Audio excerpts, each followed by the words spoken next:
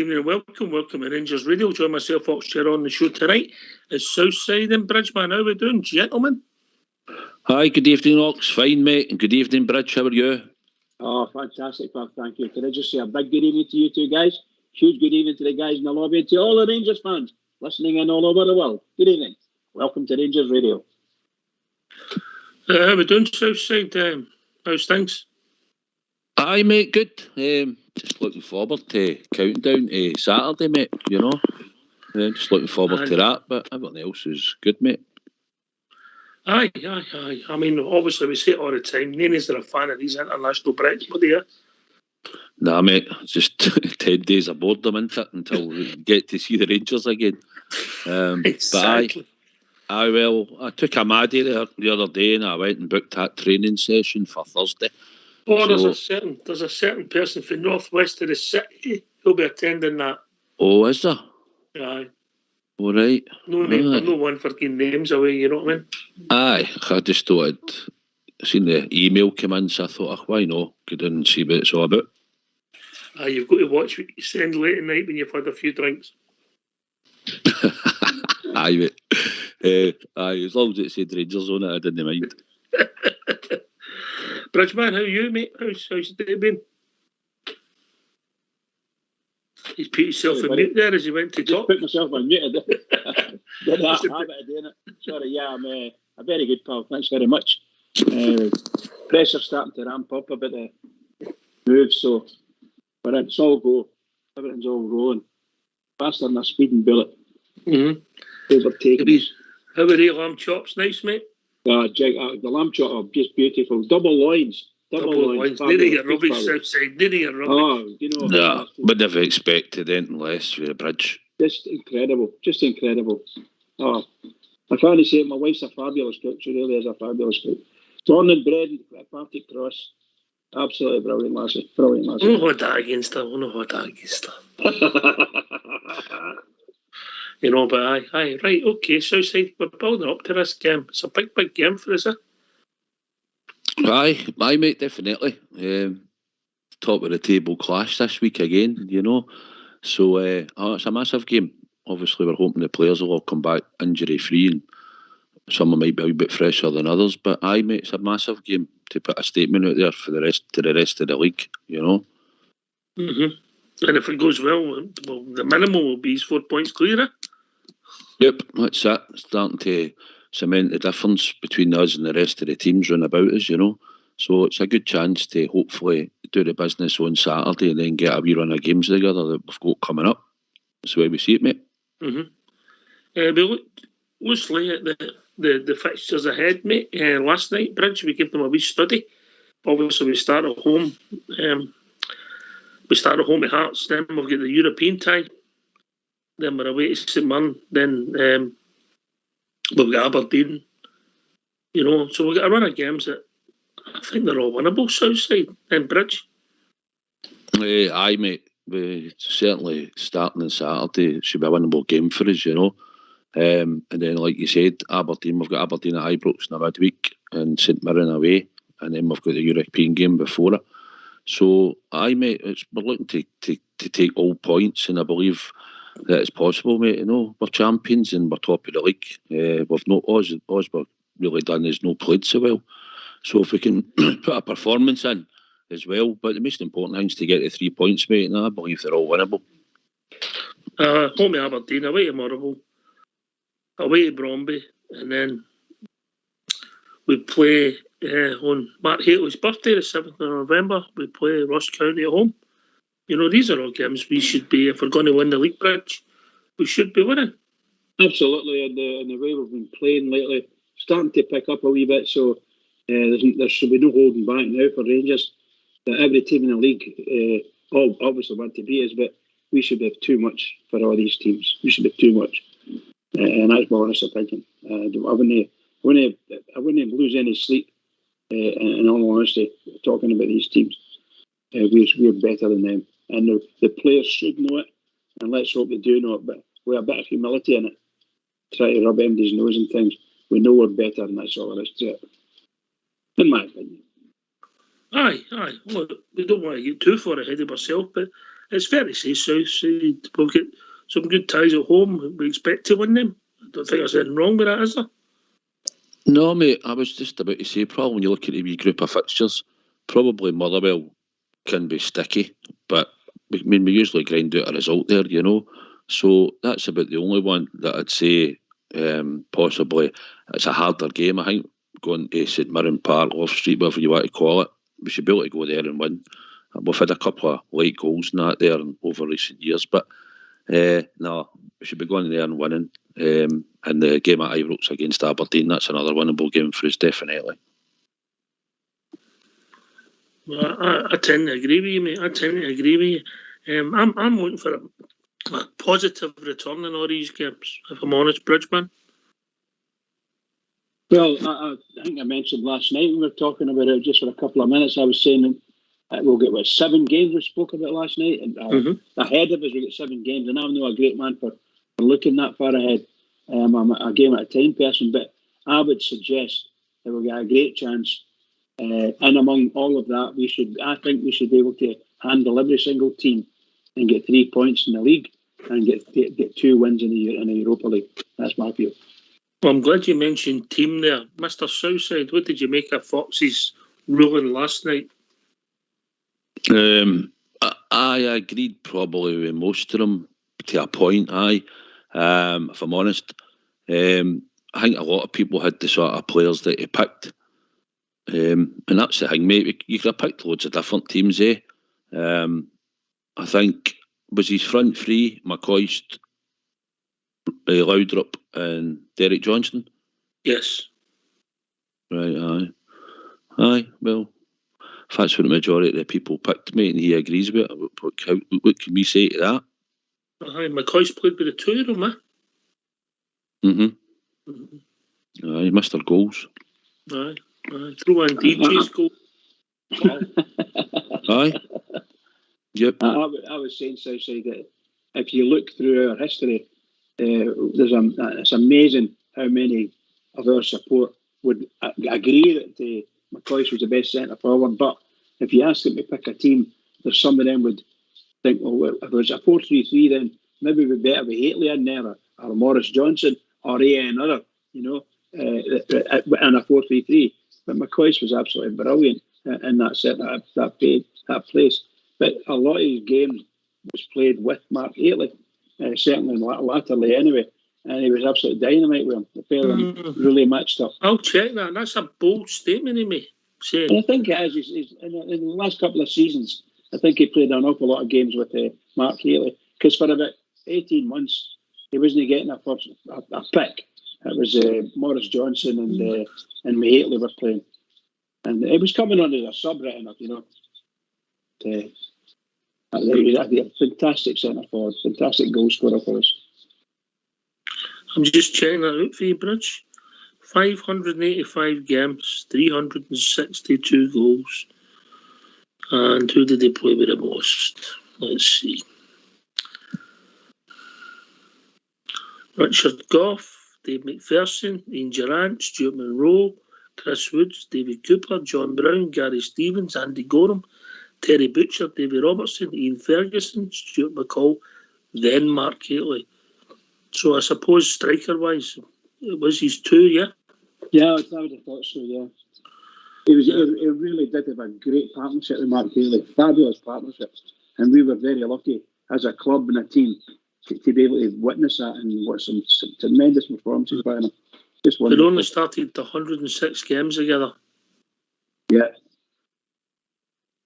So the times that Morris Johnson came on and played, it was Morris Johnson that came off.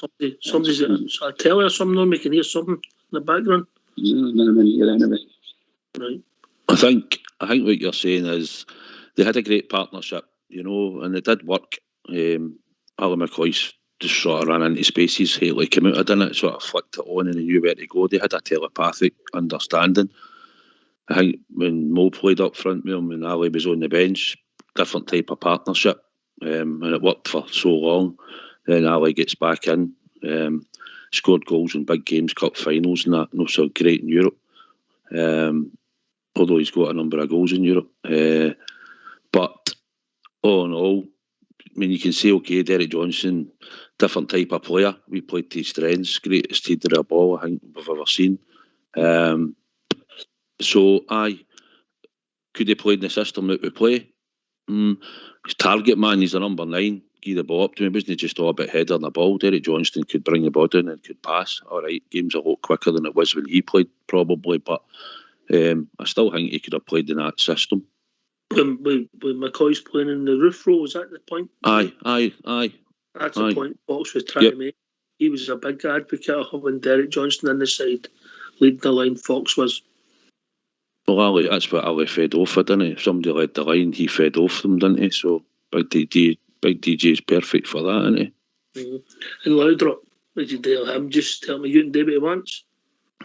Aye, just go where you need to go, innit? Well, like watching the Brian Laudrup Cup final for Gordon Jury's hat trick, wasn't it? You know, just go. A hat trick in a cup final, mate, and remember for somebody else. I did, aye. I did have a think. The Matthews Cup final in Albridge. That was a good game. You remember that, Bridge? Okay. Right, yeah, but Laudrup, mate. You just throw my ball and let him carry on it. Aye, poetry in motion, wasn't it? It was unbelievable. I think it was a goal against Dundee United. He ran the whole near off the whole length of the park. And that he actually made Alec Cleland look good in that right back position for many a season, didn't he? He done an easy job, wasn't it? Just get Laudrup. You know, you made the statement about McCoy. Could you throw that at Laudrup as well? As in what? Never performed in Europe for us. Aye, but didn't he? There's games in Europe we should have been a lot better. But in saying that, we played against some better teams that were better than us, and we weren't good enough. But I think we let ourselves down a good few times in Europe. But that was just one of the failings. We still made it into the Champions League group stages at times, you know. So we just sometimes just didn't perform. But we still managed to get there. Okay. Aye. So the 9 in a row team, we had in the 9 in a row era, we had Goff and Butcher. And then in the well, it was only really, I suppose, McCoy and Laudrup as well. Can you see Barry Gascoigne getting it? Aye, all right, interesting how the spread of the team, but aye, good team. No perfect for the system, but I don't doubt that Derek Johnson at top his 3 could play the Alfredo Morelos role southside. Aye, definitely could, mate. And I think Port. I think when I was listening to Port talk, I think he had Big Era in. And I was just thinking, can you imagine a high ball coming in, Derek Johnson against Magic Big Era? Oh, he'd have murdered them, Big Derek. You know, aye, for the system we play, aye, how could they not play? Alfie's dropping deep, but Big Derek, at that time, mate, we did play to our strengths, and it was wingers getting the ball in for Big DJ. But as much as we all remember his goals that he scored with his head, he certainly scored plenty with his feet, left and right, you know. Could that be aimed at Derek and Ali? They were better players than their goals, just their goals. Ali had, you know, I mean, you just look at what he done coming back for a lead break, come back, scores in a final and that, you know, Ali turned up and scored goals. Probably, when you look back in time, mate, he is fondly remembered for the amount of goals he scores, but you've got to remember he had to get himself into the positions and he knew where to go. He just seemed to have a knack of being in the box at the right time. Sometimes he scores a wonder goal for outside the box, you know, the wee chip for his, I don't know if it was his 100th or something, his 200th goal. He chipped at Motherwell at Ibrox and it was outside the box. It was delightful, no. He just had a knack of being there in the right time, and he was a winner, you know. He was a winner, mate, and to me, he was a fantastic player for us, absolutely fantastic. Yeah, I 100% agree with that. Oh, sir, 100% agree with that. Ali McCoy said, well, I dare say you could say maybe 80 or 90% is good work inside the box, on or around the 6-yard box.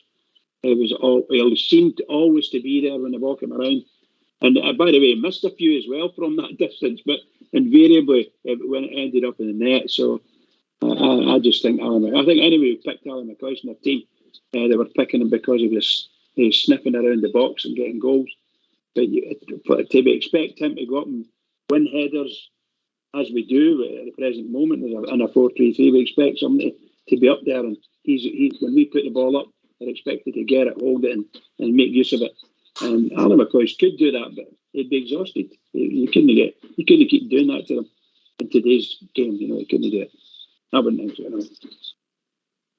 Right, okay. Interesting to see how it pans out. I mean, it's only people's thoughts, but that was a bit of fun Southside, and we've ended up with the Ramblings. I know a bad outfit. What would that team be worth now, mate?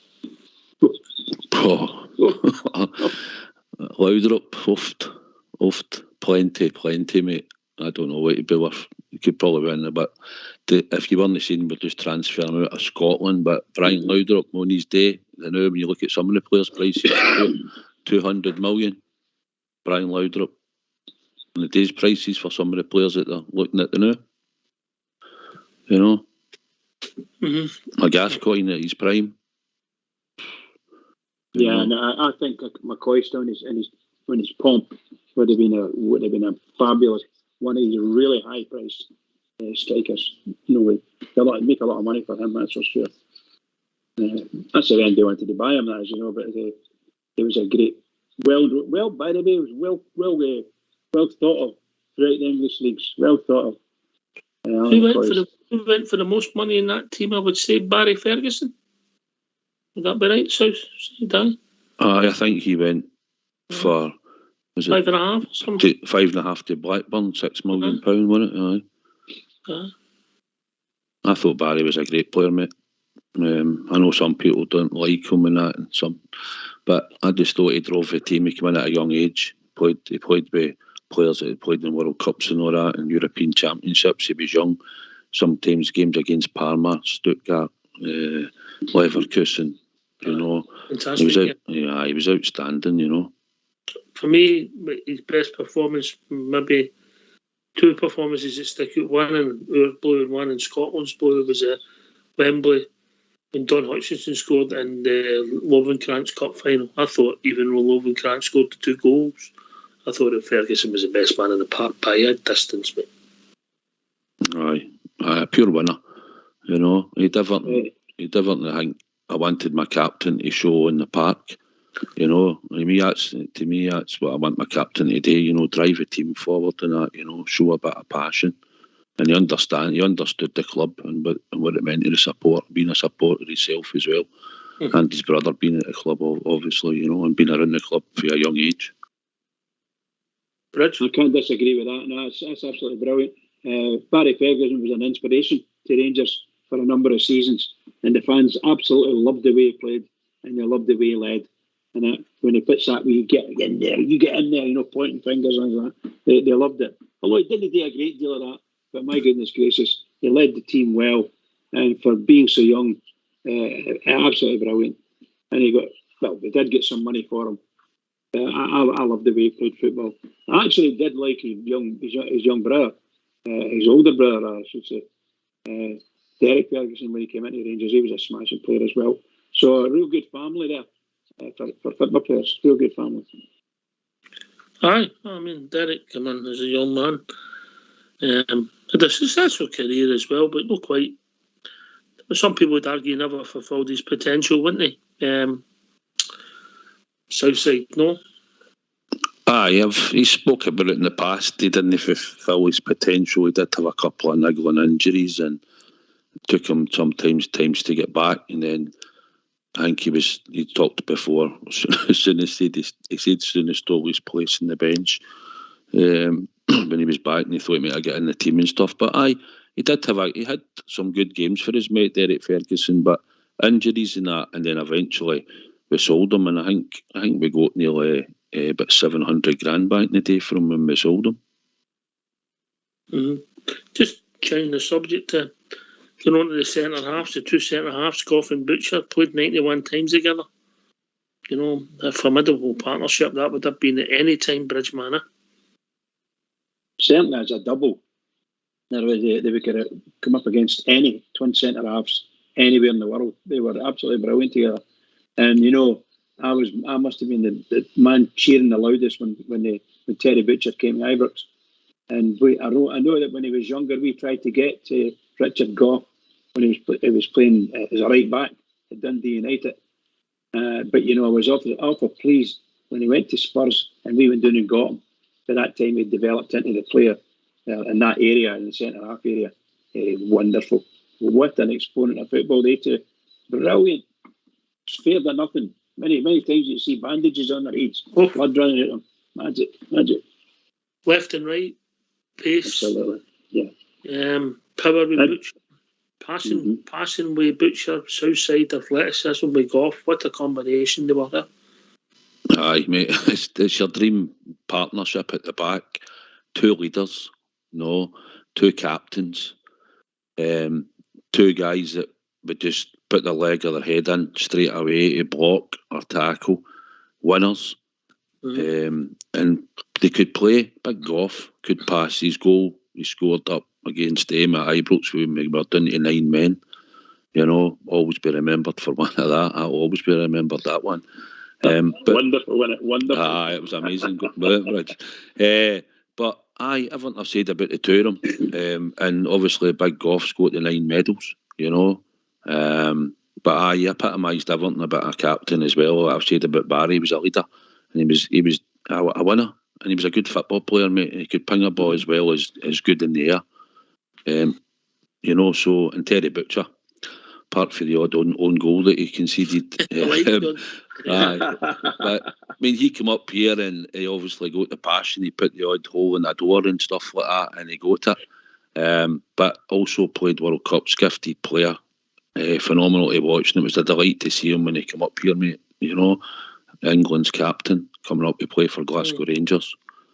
I think we're going to watch when we say that. He captained England. I don't think he was ever their captain. Aye, mate, aye. But had been captain of England, no. I think here's one for you two guys, a lot more experienced than myself. If Butcher hadn't broke his leg, obviously the Steaua Bucharest tie in the quarter-final of the European Cup, how different could that have been? Southside? I think that cost us, mate. Butcher breaking his leg, It certainly cost us. Aye, I think it was just the wrong time for it to happen. Aye, mate, I agree. That cost us. I think it cost us anyway. I think things could have been different. Sorry, pal. Cost us big style, and I thought not just in the footballing side, but in the character side, in the dressing room, and so on and so forth. It was just what a statesman for Rangers. Brilliant.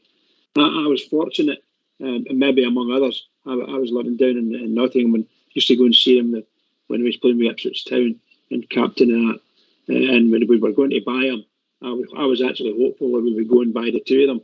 His partner, Russell Osman. I thought those 2 as a partnership were excellent, absolutely brilliant. I think they both played a couple of times for England in the same partnership. But he was just no doubt about it. Butcher was magnificent, absolutely magnificent. What a left thing he had on him. It was just like, oh dear. Just fantastic. I like that. Great. A pleasure to watch. Every one of them. A pleasure.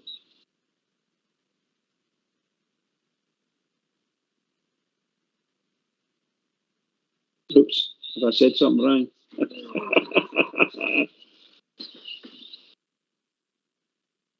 We lost the first 2 game 2-0 Southside, and then we lost a goal in the first minute at Ibrox, first few minutes at Ibrox, yeah. And then we scored 2 goals within 30 minutes. When we go, and obviously it's famous for the soonest tackle. He only tapped the boy. Just a wee bit. and then we thought we're going to go in, and we got 2-1 up. I thought we were going to go in and win comfortably Southside. We just never got. We pounded them, didn't we? And never got the 3rd and 4th goal because we needed 2 because of the many goals it was, yeah. Aye. I think that a couple of times that came back to haunt us in Europe, the away goals rule, no. It was just one of the nights, and as soon as his tackle was up around about the thigh or something, wasn't it? But it was just one of the nights, mate. You just felt as if it wasn't going to happen. It was my frustration after that, and the disappointment as usual. But It's just the way it's been in Europe sometimes, mate. That's the way it is. Small margins in games at times, and you need to get that goal and not be conceding in Europe, which gets you further. Yeah. Bounce to the ball, Bridgeman. That's just that's the word I was going to say. You know, a bad bounce in, that's all. And it was that type of thing that went against us continuously. Not red rotten play, because we get plenty of that sometimes, but really and truly it was just unlucky. The ball bounced the wrong way, the ball broke off the guy's ankle. It's, you know, that kind of stuff. And away it goes. And somebody gets a ball into the net. But, you know, I think Rangers throughout the years have been fantastic. They've got great players in every line, back line, goalkeeper, midfield, or as half-back line as it used to be called, and forward line. Every time, every generation, we've had fantastic players. Mm-hmm. And we're now up to the point where we've got a few fantastic players on our team. We're just trying to get them on the park yet. We'll get them on the park together. I just think, Southside, honestly, I'm not saying we don't want to win it, but we were pretty close to that's you into the semi-finals. It's you pay your money, you take your chance there. Aye, well, mate, if you can get to the semi-finals at that time, it's luck as well, mate. You need to play well in these games in Europe, but you know, there's always an element of luck. And like you said, it's that ball going by the post or just inside the post, or you make that mistake or you don't make that mistake, mate. And sometimes that's what it's like in Europe. But and that if that happened, mate, we would have been into the semi-finals, and who knows for there, you know. Aye, you never know. You never know, and then obviously your name goes up, you can attract better players, there's better revenue, everything. But yeah, so if spots and maybes, as JFK would say, Bridgeman.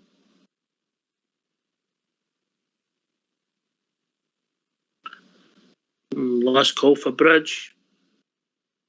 It's the same for every level of football, from the kicking a daft ball in a back court, right through to schools football and all the way up. It's the exact same conditions, same luck you always need that bit of luck, always. Need the ball to run for you properly. It can make you look a fool, or it can make you look a fantastic player, you know, if that ball runs for you. And all the football teams have got the same problems. We've got some more at the moment with injuries and things like that. So get them over there and hope to get our two midfielders back, Kent and Ryan Jack. They're fabulous. We'll see a different team then. Well, they need to get back and they need to get fit and they need to get the team Southside there. Absolutely. Aye, that's it, mate. First and all, they need to come back, hopefully fit. And then, you need to push your way into your team. But, we're hoping there'll be a few players back fit. Maybe, hopefully, a Ryan Kent. That would be a bonus if he's maybe going to come back into the squad for Saturday. But something we'll need to wait till we hear what the manager says in his presser towards the end of the week. I think that'll be soon for him, mate. I really do. Do you think so? I think it'll be a week or two yet. I think maybe, if I'm being honest, you maybe get a mere chance later on in the cycle, because it depends how bad it was, the old hammy, wasn't it? Mm-hmm. Aye. What's he been out for, about 4 weeks, is it? Well, probably close to around about that, Aye, you know. But if it takes another week or two, mate, it makes all the difference. And obviously, I was just thinking that if there was a possibility, then we might see him back. We want him fit, because he'd lost that explosive pace, and we want him back and hopefully 100% fit, Bridget. Yeah, absolutely, pal. Absolutely. We want them back. We want them back 100% fit. I don't want him to come back 80%. We shouldn't take any chances. Let the guys get recovered properly, and then let them give us our all, and we'll see what they can do. And I'm sure that people like Ryan Kent could do. Billy Wisden left again, you know. And all right. Those you two gentlemen, I think we'll get a caller coming in. We've been joined by Kirsty Riley on Rangers Radio tonight. How are we doing, Kirsty? Hi, I'm good, thanks. How are you? Aye, good. Listen, thanks for taking the time to join us here tonight. How's the season gone for you personally so far? Yeah, it's been pretty good, especially the last couple of games. I've been playing a more attacking role, so I've been able to contribute more to the goals, but 3 points is what we're wanting most, and that's what we've been getting. Attacking role? You're going to run us through your goal at the weekend then? Just found myself on the edge of the box and thought I'd just hit it, and yeah, it was pretty decent for me, so I was buzzing with that. Is that the aim, to get more goals? Yeah, definitely. I feel like last year I was a lot more defensive, and I wasn't used to that, to be fair, but I did enjoy the role. But this year I'm getting pushed further forward, which I think is more my game, and being able to contribute to the goals and helping others score is what my aim is this year, so hopefully it can continue. When I watched the games last season, you were saying you were sort of, and you were winning the ball and trying and pushed on the others. So you playing 20 yards for a forward. Yeah, I'd say so. I was more like protecting the defence last year, but I feel like I'm allowed to contribute more going forward, which is really good. So I'm enjoying it. Good. And what's the spirit like after obviously scoring goals, winning games, top of the league? Yeah, it's really good. I mean, at the start of the season, we've obviously set our targets and stuff, so we're hitting them so far by getting 3 points every game. We've got a lot of big games coming up still, but just need to take each game as it comes, and hopefully we'll keep getting 3 points. Yeah, and how did you get started on this journey of becoming a professional footballer? Well, I was professional before Rangers, but just briefly. I was down at Bristol City, and then when I seen that Rangers were becoming professional, I thought it was a great opportunity to do it in Scotland, in Scotland, not near where I live, but yeah. So I couldn't miss that opportunity, and I was delighted when I signed. But you took the route to America as well. Was it sport that took you over there, or studies? I was on a sports scholarship, so it was kind of both. It came hand in hand. So I got a degree at the same time playing football for 4 years, so it was pretty beneficial. Do you enjoy it? Alabama, huh? Yeah, it was Alabama. Yeah, I loved it. It was very different culture and stuff, and the temperature was a lot different here, but yeah, I loved it. And the football, how did that go? The West Alabama Tigers, that's a bit in them. Yeah, it was good. When I first went out, there was quite a lot of British girls on the team, so it helped me settle a lot. And yeah, it was a different type of football to over here. I feel like it's more based on athleticism over there, whereas here it's a lot more tactical. But it was good to play a different game, but I'm happy to be home and playing in Scotland again. If you were advising any young girl with the same opportunity, would it be go for it? Yeah, definitely. I think it is important, especially being a female footballer, to have like the academic backing, because there isn't the same money in the game for us. So to have that to fall back on once we're finished, it's great. What was your degree, if you don't mind me asking? It's in maths, but right, I can't say I'm going to ever use it, to be honest. If you keep scoring the goals, you might need it to count them up at the end of the season, right? Yeah, that might be good, yeah. So the team, the competition for places there, we'll get big games coming up. I would say the next 3 could help dictate the whole season. Would that be fair to say that this early? I think it'll influence it, yeah. Obviously, it's too early on to predict that, but these big games we need to win. So hopefully, we've been training pretty well, so hopefully we can take what we're doing in training into the games, and we'll get the 3 points which we're aiming for. Do you see a different drive and determination in the squad this year? Yeah, I do. There is a lot more competition. It's looking tough, but I think it's good because it's pushing everyone on to be better within themselves, which is making the team better as a whole. And obviously, as an individual, you're just trying to get a place in the team, yeah? Yeah, I mean, that's the aim for us all. And I mean, by scoring goals, hopefully that'll help me. Well, we're saying that was 30 yards at the weekend. I wish. I don't know what it was, though. Because Malky listens, Malky listens. So how obviously match Sunday, day off Monday, back in today? Yeah, we were back in today. It was just like a light regen session, but it's good just to get your legs moving again before we're into a tough week and looking ahead for the weekend too. Yeah, as Glasgow City, somebody that you always look at them, and obviously we've got another team that we'll not mention, but they're rivals to us, but they're the benchmark we want to go past it. Yeah, definitely. They've won the league for many years now, so we're just trying to knock them down off that pedestal and retake the title. But they will be a good team. They're always a good team. They've got a good setup there and stuff, so it will be a tough game, but hopefully we can do it. So, hoping to drive us onto the league title, which is similar to other teams at the club, and then hoping to develop into and play Champions League football with the ladies, yeah? Yeah, that's the aim. Obviously, just got to take each game as it comes, and hopefully we will keep getting the 3 points, but we just need to keep improving as a team at training and make sure that we're putting it on the training field, and hopefully the results will come our way. And what about a personal aim? You get any personal aims? International recognition to move on with that? Or yeah, that would be great if the opportunity came up. Obviously, I'd grab it with both hands, but I just want to keep developing my game and keep improving and scoring more goals, and yeah, just keep improving as the season goes on. When you came to Rangers, maybe not coming and growing up in the west of Scotland, did you realise what they mean to so many people?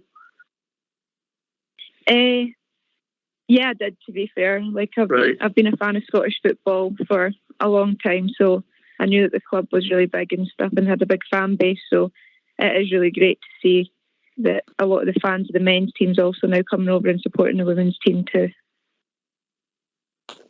Yeah, I think that will develop and develop as time goes on, and obviously we move out to COVID when you were playing in front of empty stadiums, yeah? Yeah, that was tough. There were a lot of fans on Twitter and stuff, so we could see that there was a big fan base, but seeing them all coming in Auchenhowie now, it's great to see them there supporting us, singing songs and stuff, so we've really appreciated the support we've had so far this season. Have you got a song? I think there's a song about me, but I don't know it. So when you're at the, do you find that do you find the intensity of playing for Rangers slightly different from anybody else you've been in the career? Obviously, you signed a new contract. Everybody at your club expects to win it. Yeah, there is a winning mentality across the whole board. But that's a good place to be. Obviously, you want to win. I'm playing to win games. So yeah, it's great to have that pressure on us, but hopefully we'll keep doing it. Anybody who's not had the opportunity to see Kirsty play, you do play with your heart on the sleeve, eh? Yeah, I am pretty physical, and I'll do everything I can for the team. So yeah, I do like a few meaty challenges and stuff. Yeah, I noticed that particularly last year when you were playing in that role. So we've got goals in your game, you can win. You might be the perfect midfielder. Some may say. Are you too modest? A little bit, yeah. Yeah, good on you. What's your personal aims for the season then? Have you got any? Have you set yourself any goals? Number of games, number of goals, medals, cup, league? You get any milestones that you want to aim for? I mean, I wanted to add more goals than I did last year, which I've probably already done, to be honest. Maybe not quite, but getting there with 3 goals in the last 2 games. But yeah, I just want to play as many minutes as I can and enjoy my football, and hopefully the rewards will come with it. What's the number of the squad exactly? How many players are fighting to get in your first team now? Good question. I have no clue. We've got a few out injured, but then we have got some younger girls that have been in the squad as well, and they're doing really well, so the squad is just growing. And what's the pathway and development for the younger girls to get into the team?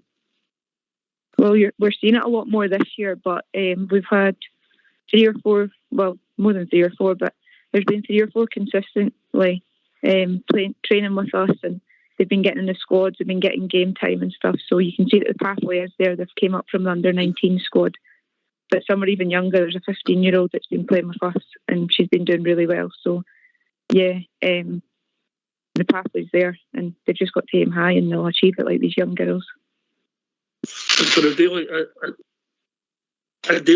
day for you, you get the same sports science and tactical awareness as the men's team get? Yeah, we have got a sports scientist in the team, and we've got an analysis guy. We've got a doctor that comes on game days and stuff. So yeah, we have got it all there for us. More about the tactical side of the game. How much do you work on that? On. We do that quite a bit. It's increasing more now. During COVID, well, COVID's still there, but like during the worst times, we were doing it on Zoom a lot because we weren't getting access to facilities because of different bubbles and stuff. But facilities are coming more available for us now, so I think that will help us this year. Being able to sit in the auditorium together as a team and go through things and what we're wanting to do and stuff. So yeah, I think that will help this year. On the grass better than the classroom, yeah? Yeah, we'll do the classroom first, then we'll go on the pitch, obviously. And have you seen a big development and change in the game? You're still a young lady, but you're starting to build up a bit of experience now. But can you see the benefit of what's happening in the ladies' game all over the country in Scotland?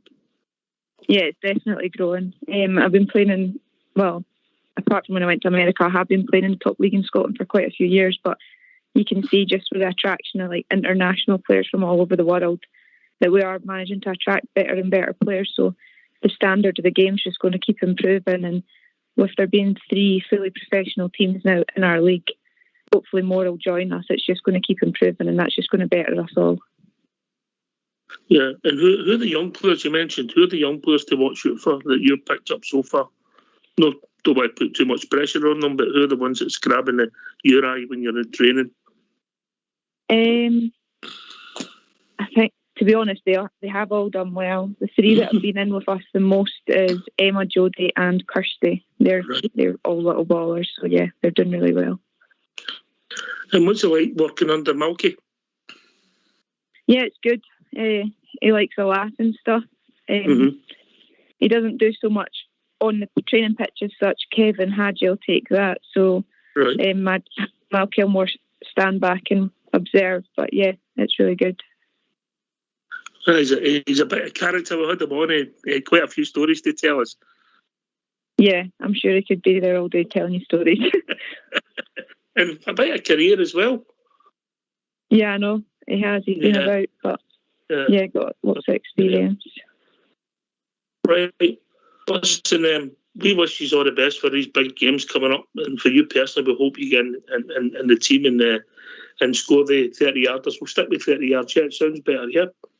Yeah, 30 yards sounds perfect. It was a good goal, must admit. It was a good move and a good goal, huh? Yeah, it was one of our better ones, I must say. 8-0 against Aberdeen, 7-1 against Partick Thistle, yeah? Yeah. The goals are flowing. What do you think? Has been a change, or are you grabbing the headlines because you're playing further forward? Is that what you're telling us? Nah, it's not me. I feel like we've been playing very well as a team the whole season, but especially against Aberdeen, I think that was one of our best performances. So yeah, the goals merited it. Yeah, but then possibly the next 3 games are just about victories, yeah? Yeah, we just want to try and get 3 points on the board, and hopefully we'll be able to achieve that. And everybody will watch the game against Glasgow City, yeah? Yeah, I think it's on BBC Alba, maybe. Yeah. It's definitely getting streamed, though, so... Yeah, so we'll be able to watch it. And we know that you've been getting a bit of profile of all the ladies playing for Rangers, ladies. Have you been recognised? I don't know. No, I don't think so, but I don't live through in Glasgow, so that's probably benefiting me sliding under the radar there.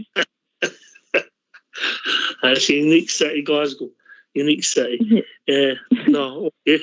So you big moustache and a hat on, is it?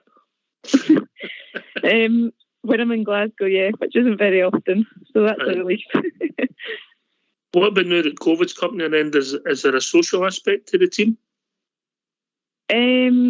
Not as such. Maybe if there's over Christmas and stuff, but I feel like the team lives pretty quietly in that aspect. It's hard because we train all weekend, play on Sundays, so there's not many days that we can be social together, but and because I live so far away as well, and there's a few other girls that live through this way, there's not as much social, but we do have a lot of banter and stuff at the training centre, so we have got good friendships within the team.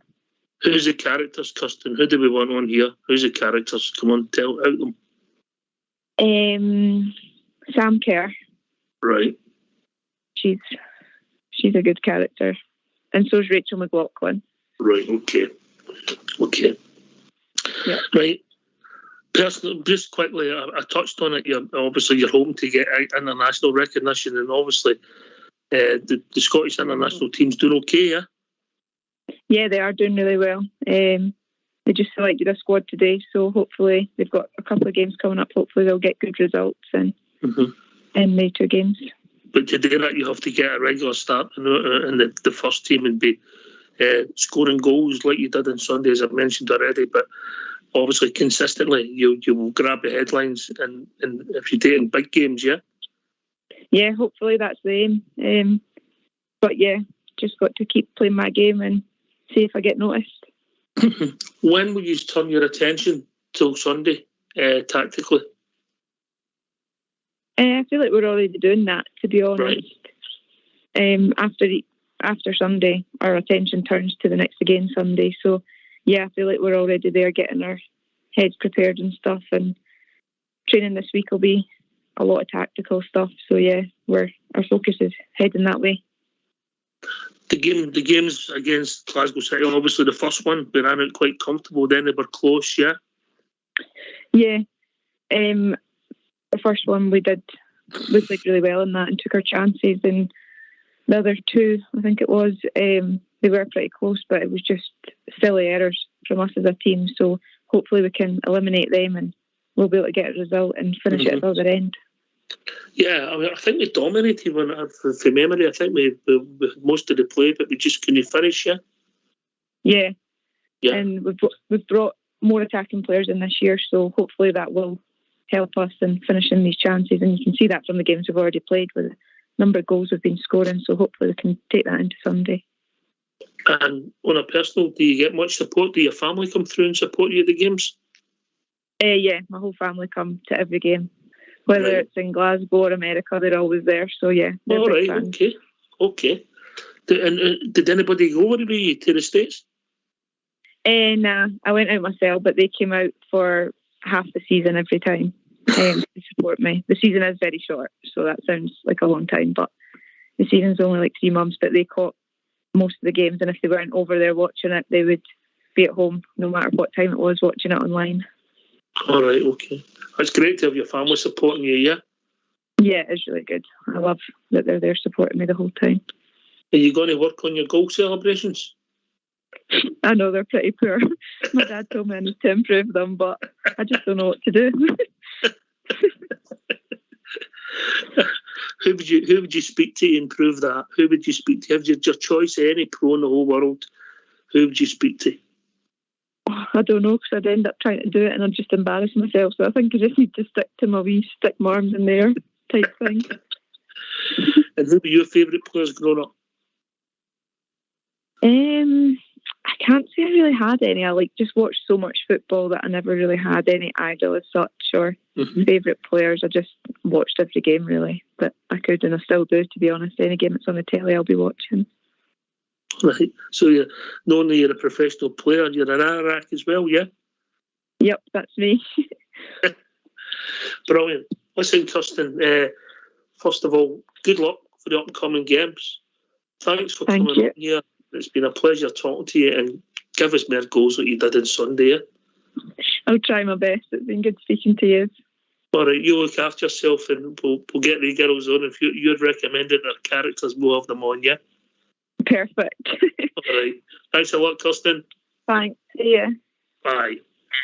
Why don't you give us a call on 0141 356 1972. It's your show. It's your platform. Let's hear from you.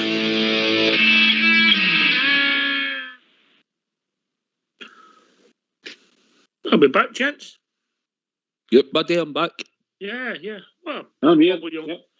Wow, humble and lovely young lady, yeah? Brilliant, mate. Great insight. Great interview. Great insight, mate, into a lady being a Rangers professional football player. You know, a great story that she was telling there, and it's good to hear. It's come across very, very well, mate. There seems to be a great attitude and a great atmosphere in the Rangers ladies' dressing room, but it sounds it for all the ladies that's been on and spoke, you know. Yeah, and we wish them all the best. Seriously, I know that we've not forgot about Bridge and JFK going to watch. But we wish them all the best. They're a big part of the club now, Bridge, man. Indeed, Scottish football in general as well. Huge attraction. You know. Aye, good, and wish you all the best. I don't know if you happened to catch a goal at the weekend, Southside. No, I didn't catch it, mate. I'll have a wee look for it. Good If she's goal. looking for a celebration, maybe she could try the Ronaldo celebration or something, you know. Just seemed pretty humble to me, down to earth, and just enjoys what she did. Aye, mate. It was a great interview. Came across very, very well. And it was great to hear. And I hope the listeners enjoyed it as well, mate. Aye, and we thank the club once again for sending one of the girls to talk to us. We really appreciate it, Bridge Manor.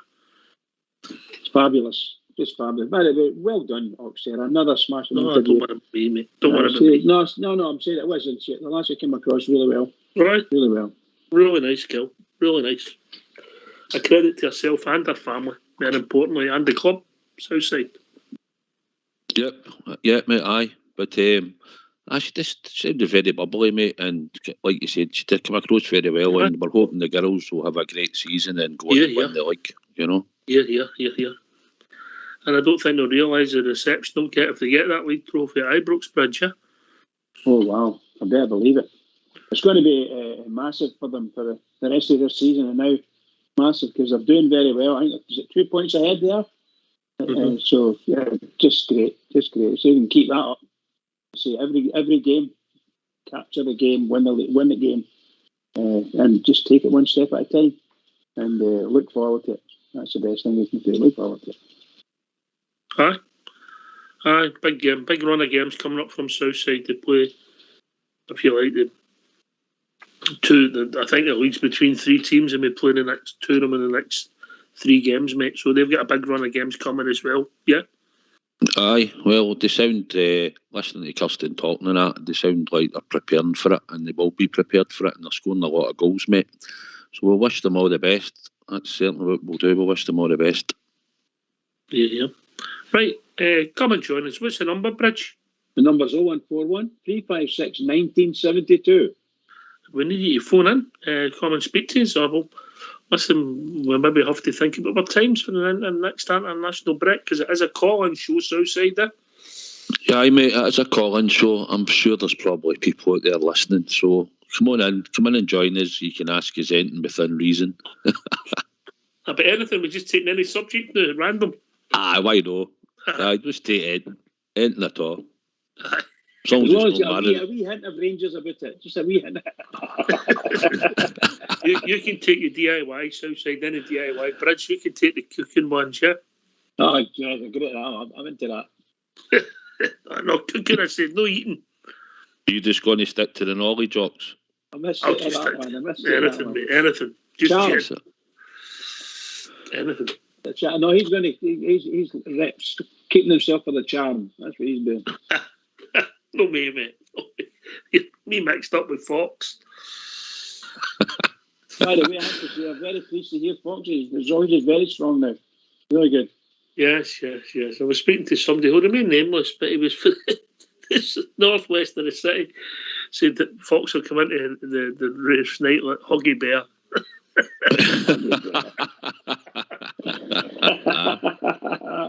Remember that? What a character, huh? Wow. Oh dear. Right, we're getting near the time for a tune. Let me think before we start. Aye. Good to hear from Kirsten. Good to hear from all the girls that's been on the show, Bridge, man. They've been all first class, yeah. Well, they don't think anyone's disappointed with them. That's for sure. They've been really good. Very good. And I hope they've enjoyed it themselves, because well worthy of it. Yeah, we did. They're always laughing before, good to talk to them, get an insight, and I think it's becoming very, very professional, no pun intended, Southside.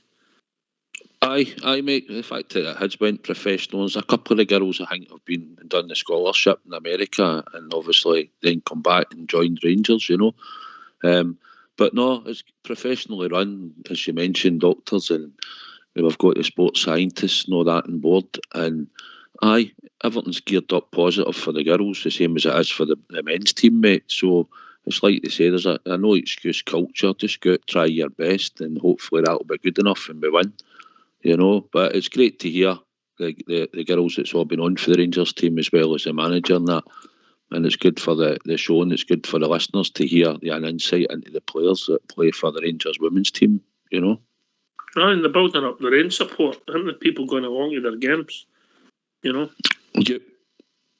It's all positive. Hopefully at some point, mate, if it's the wish of them, and hopefully it could happen, they might get a game at Ibrox, because I think they'd love that, you know, and I think that's something that I think that you've mentioned in the past, and I think they've all said they'd love to maybe play at Ibrox, you know. Yeah, I think you're right, mate. I think if the time of the year you're maybe looking at April time, and when the season's right and it's right for the pitch, Bridge, I don't see why not if the season's still going on. Oh yes, most assuredly, but I wouldn't like to see them come out and try to do anything at Ibrox between now and let's say it's early spring. Early spring is a good time for them, because you want everything to be good for them as well. They're playing well, confident, and so on and so forth. Because it's a huge stadium, isn't it? A huge ball of a stadium, and there'll be a lot of fans there. Make them nervous, you know. Make them nervous. I don't know. I think it would inspire them, Southside. Aye, mate. I think it would. I think it's something that they'd love to happen. I'm sure. I think a few of them spoke about it, and if it's possible at any time, or even if it was, even if they couldn't make it a league match, maybe try and make it a friendly or something like that. I think you'd probably get a lot of people turning up if it was timed at the right time. I'm sure the club could make it happen, you know, and it'd be something. I'll tell you when you get a lot of people turning up in the middle of one of these international breaks. Aye, well, that would be perfect, probably, you know. But aye, it's something I think the girls' team might want to happen in the future, mate, and it'd be certainly good if we could get in to see it and cheer them on. Aye, yeah. Yeah, that serious question, Bridge. If there would have been a game this Saturday, Ibrox 3 o'clock, and it was the girls, would you have thought about it? No, not really. No. I have a lot on the news, so it takes me all my time to get to Ibrox to see my Rangers at the moment. So a lot going on. A lot going on, pal. A lot going on. Yeah, no, but you're still not getting out and going up to walking out in JFK. Sometimes. You know, they're not getting into it, Southside. Nah, mate, I think that's I know. I'm sure we'll send them up there, mate, and I'm sure they'll enjoy seeing the women's team. You know? Yeah. That'll teach them, won't it? Yep. I'm sure we can even get if they need any transport, I'm sure we can manage that as well, so there's no out for them, you know. No excuse, mate, no excuses. Yes, no excuse club. That's us, Bridgeman.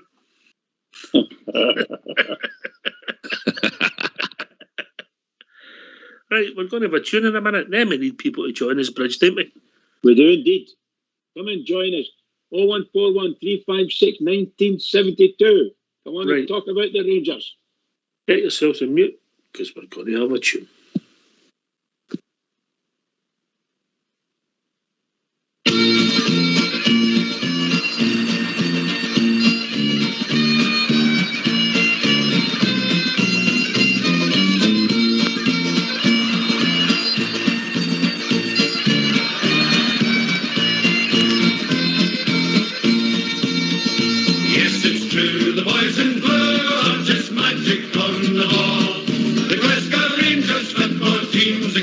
Team of all.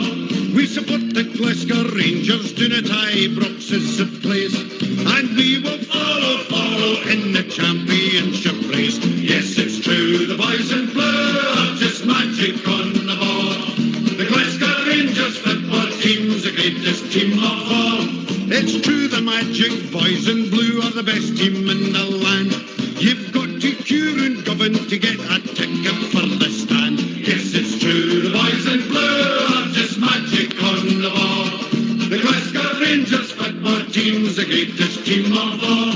We've spent a lot of money on great players, yes, that's true. But the Rangers fans deserve the best from from the boys in royal blue. Yes, it's true, the boys in blue are just magic on the ball. The Glasgow Rangers football team's the greatest team of all.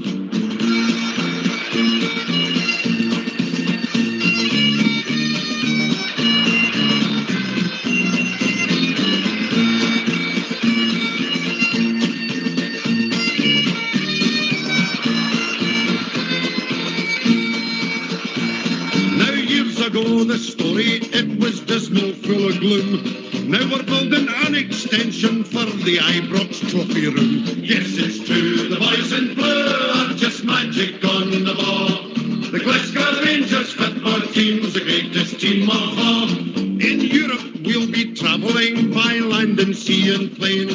The teddy bears have got the bears and we're on the march again. Yes, it's true, the boys in blue are just magic on the ball.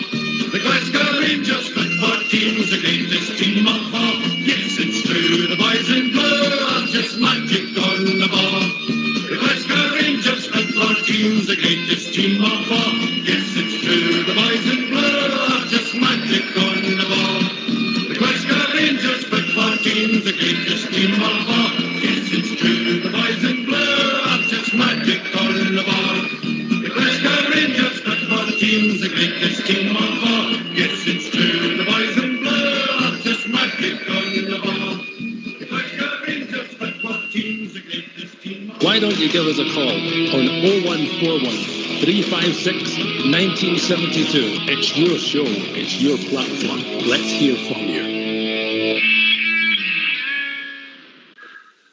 This is a big game coming up for us in Saturday Southside. And who's going to be our nearest challengers? Do you think it's going to come for the East Coast? St Johnstone. Who'll be our biggest challengers? Probably, I would think maybe Hibs might push close this season more. Hearts, I think, are at their maximum now, and I don't know if they'll keep that up.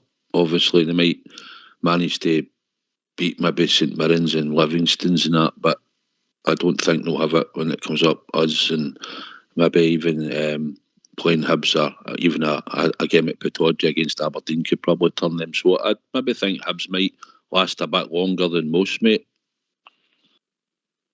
Okay. Aye, thoughts, Bridge? Obviously, they're the teams that's challenging us now, and we're moving into a quarter of the season gone, mate, yeah? Yeah, I have to say that even although we're well ahead of the neighbour across the city, I just don't see anybody else challenging us other than them. I'd be very surprised, I'd be delightfully surprised if it's Hearts, to be honest with you. But somehow I just don't think so. I don't see Aberdeen managing to turn the corner there. They've got massive improvements to do before they're anywhere near getting in shape to challenge anyone up the top of the league. They need to get into the top six before it can then get happen. Don't think there's any chance of them getting in the top six. No, I'm saying I just don't see things. I mean, that was a mid-table clash their last game, and they get beat. You know. Yeah. By the way, some scandalous stuff with that club, isn't there? Their football, that is terrible, just terrible. When you were sorry. Go on, when you were saying 15 points, that's what I was thinking would be. That would be our nearest challengers away phase. Because I'm expecting we should be able to finish this league maybe at least 15 points clear this season. Ox, I don't see how we can, and we shouldn't. Yeah, mate. Talking about rivals, we've been joined by everybody's love rival, George Reed. How are we doing, George? All right, lads. How you doing? Suicide, Oxchair, and Bridgeman. How you doing, boys? Hey, George. Right. Good to hear you on, George.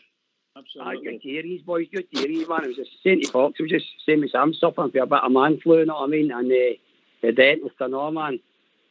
I mean, I've gone to the dentist, man. Looking in the mirror, man, I look like Jurgen Klopp's brother, Cliffy. You know what I'm talking about? I'm lying to myself. How can I looks like I could put a nose bag on. Only you, George. Only you. And anyway, you know something? I had to laugh today. I was looking through the phone. I looked at the Ranger stuff, right, in the news, and the news comes along the boat when you ring me. You cut me snippets of the news. Mm-hmm. I couldn't stop laughing by it, you know what I mean? It was that balloon Clark, something like that. The players at Scotland or the Tartan Tranny, something like that. Beware, the Pharaohs are an improved team. I go, just getting the excuses out of now. Oh, well. Don't pay, you expect, you know what I mean? don't pay any heed to what he says. You looking forward to the game on Saturday, George? I certainly am, mate. I certainly am. And I'm going for a 2-0 victory to the famous. All right, okay. All right. I'd be quite happy with that, Southside. Oh, 100%, George. Be happy with that. I think we're getting a win. I'll wait till sort of near the time to see sort of the team set up. But nah, we should be winning on Saturday, George. I just hope Balogun makes it.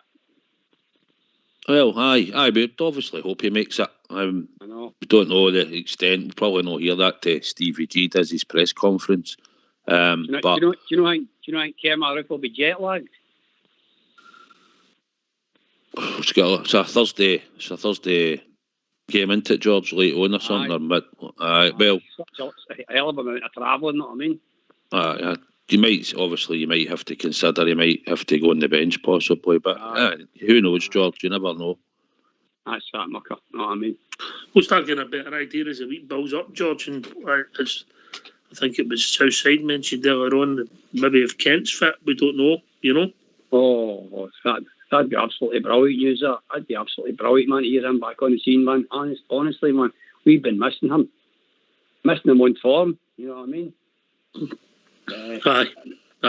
When he gets back on form, man, we're a different animal altogether. Let's be honest about it. Aye, he's a big part of how we play, George. Yeah, he is. He's fast, decisive, man. He can beat more than one, man. He can beat 2 or 3 men, man. Know what I mean? And the guy's just quality. Let's be honest about it, man. Know what I mean? I'm a bit perturbed about this news that we're after that Suter. I'm like, seriously? He seems as if he's never off the injury table, but maybe him, know what I mean? Don't believe everything you hear, George. No, I was panicking. I was like, no, him. You know. But it might, if we are looking at somebody, there might be a short-term fix in there, but also picked up positive news that there's a chance that Harlander could be back by December. Oh, that's good news. I don't know how concrete it is, but that would be good because we weren't expecting to see him about February. I heard it was December. I heard December, so February's a bit longer, you know what I mean?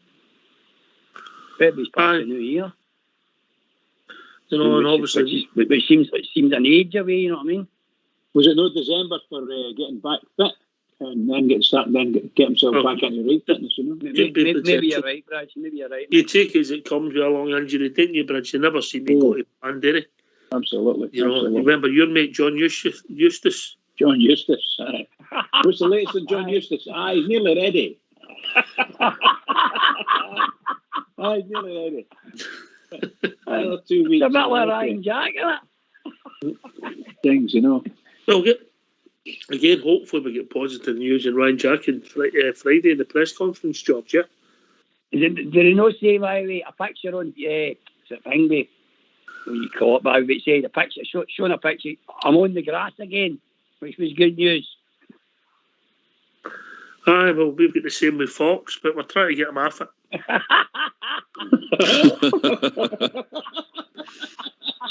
Nice, that's very quick, Oxter. Well done.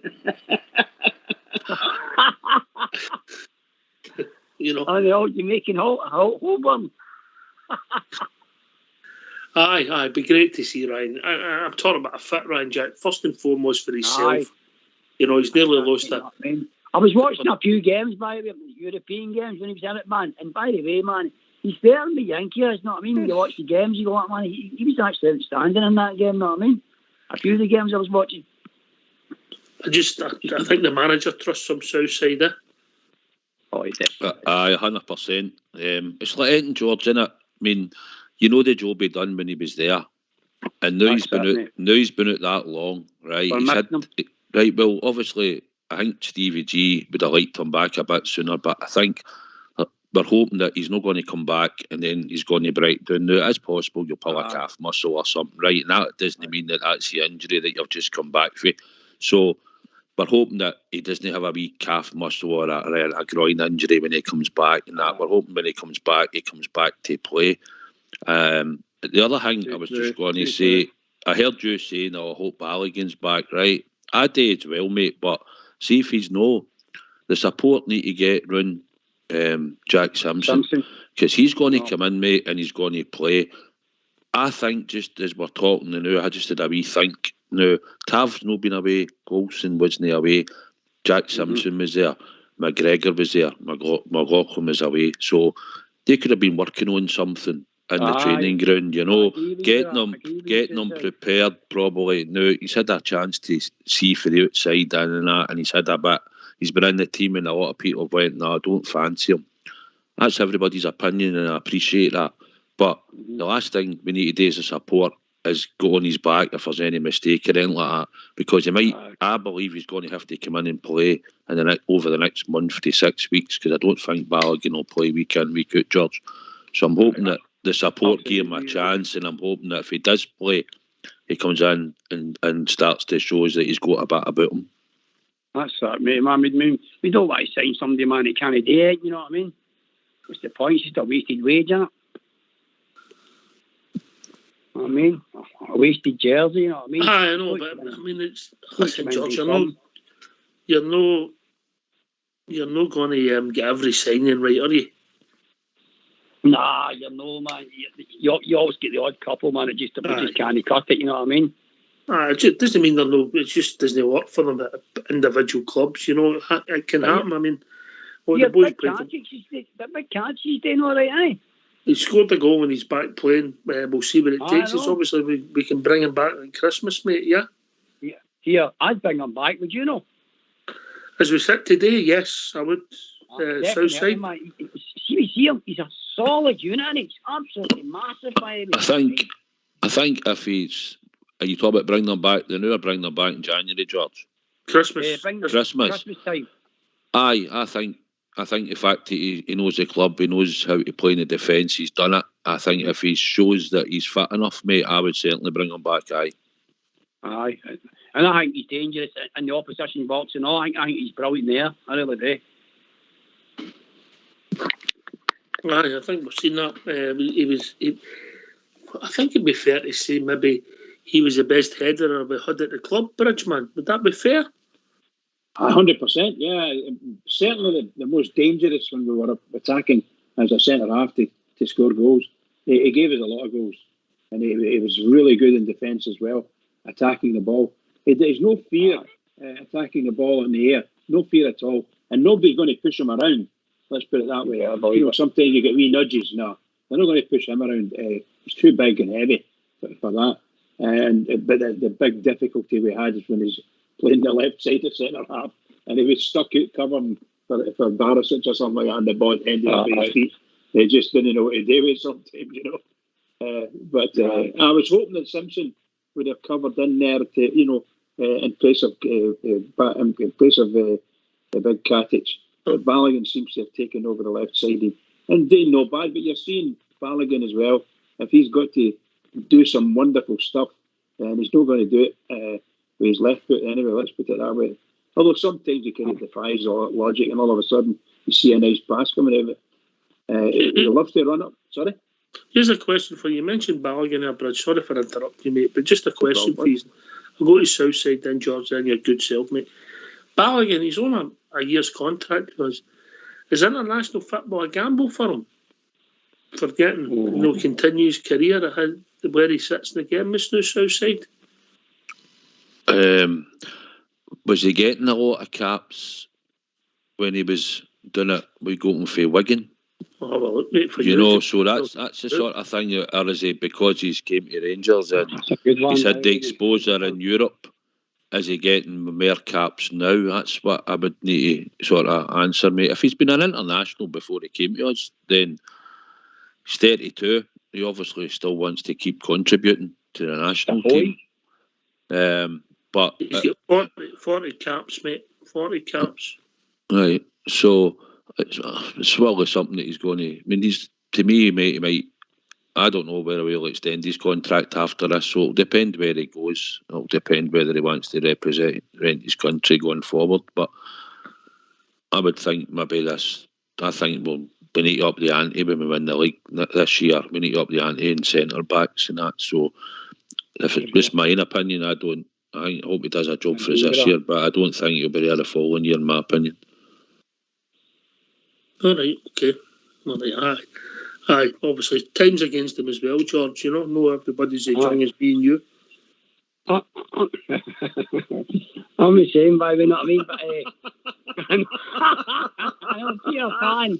Shockers, Bridge, innit? Imagine saying you're the oldest stone here. Unbelievable. No, I'm saying, yeah, I'm going to be honest with you. I hate international duty. I'm like, oh no, they're going to come back injured. I know it. I know you're saying, George. It just seems to happen to your players all the time, doesn't it? I think it happens to everybody's players, but you just pay more attention. But what I'm saying is he's gambling with his career at that stage. Aye. Bridgman, because he's only got pretty much a 6-month contract left, isn't he? Yeah, I think the boy is full of confidence, and I think he knows. He's probably been told, I must be honest and say this, I think he's probably been given the nod that he's only going to ever get a 12-month rolling contract. I think that's what he's been told, and he'll live with that. I'm quite sure he will. I don't know. I don't see our manager, as it stands at the moment, I don't see our manager not giving him another contract. Rangers desperate. Look at us now. We're desperately needing. I know, but how do we get to the next level, Bridge?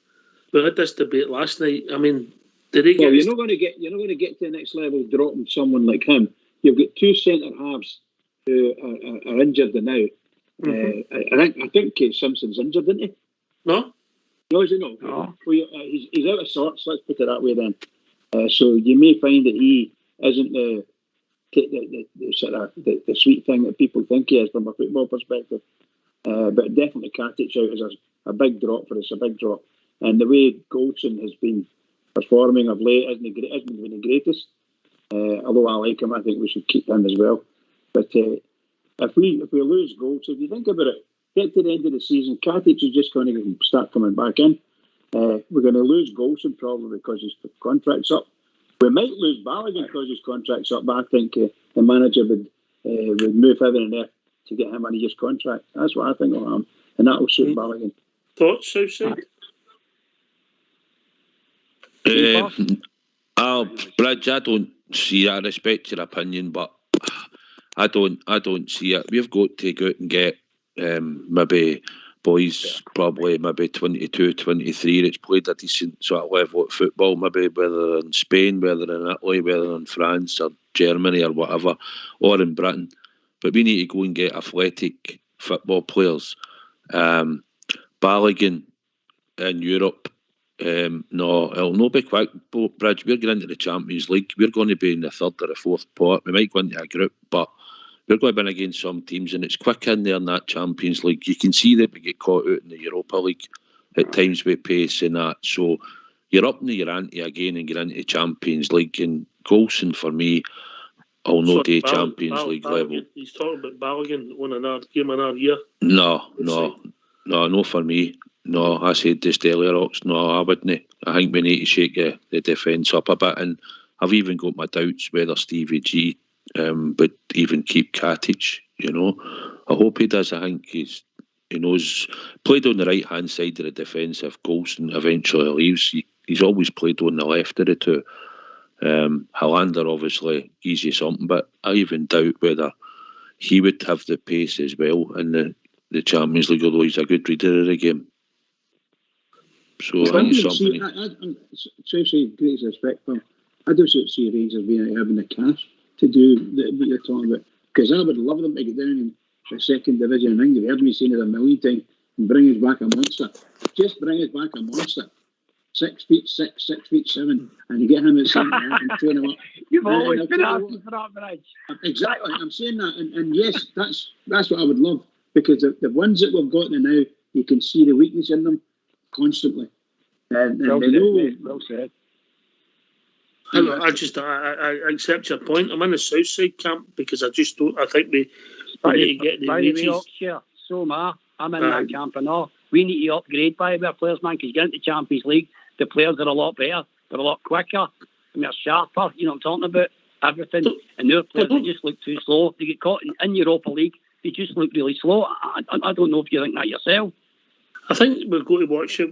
When we're going to Champions League, that'll take us where it takes us. And we want to compete. We always want to compete. But I think we have to get, it's a staircase, and we have to get to the next staircase. And whether some of these players have got it to take us to the next staircase. Balogun, unfortunately, the sands of time are against him, Southside. Aye, Bridge, I'm not saying we need to spend £7 and £8 million on a centre back. I mean, we've got the scouting system working.